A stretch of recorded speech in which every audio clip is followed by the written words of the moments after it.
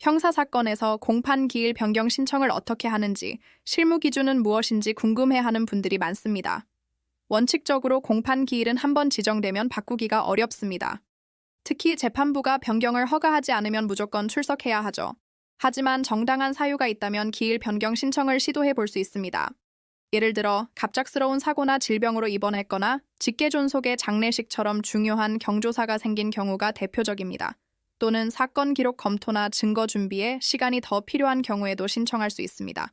다만 단순히 바쁘다거나 준비가 덜 됐다는 이유만으로는 받아들여지기 어렵습니다.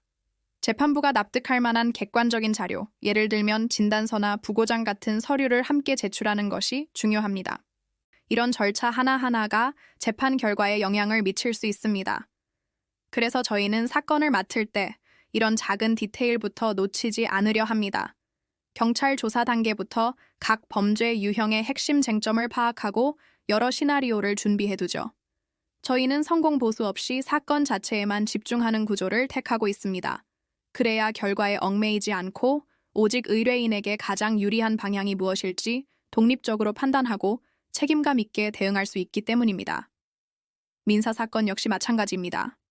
단순히 소송에서 이기는 것만이 목표가 되어서는 안 됩니다. 돈을 실제로 돌려받을 수 있는지, 즉 강제 집행의 실익까지 처음부터 설계에 포함해야 합니다. 전세 사기나 부동산 분쟁처럼 복잡한 사건에서는 공인중개사 자격을 바탕으로 계약서의 법적 의미와 권리 관계를 함께 분석하며 실질적인 해결책을 찾습니다.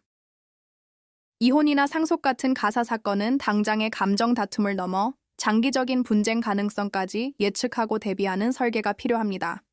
학교 폭력이나 군인 징계처럼 특수한 절차가 중요한 사건들도 마찬가지고요. 여러 절차가 얽힌 사건일수록 형사, 민사, 행정 절차를 따로 떼어놓고 보지 않고 하나의 큰 그림으로 종합해서 접근해야만 진짜 해결책을 찾을 수 있습니다. 2014년 문을 연 이후 저희는 모든 사건을 변호사가 직접 상담부터 조사, 재판, 집행까지 책임지는 구조로 운영해왔습니다.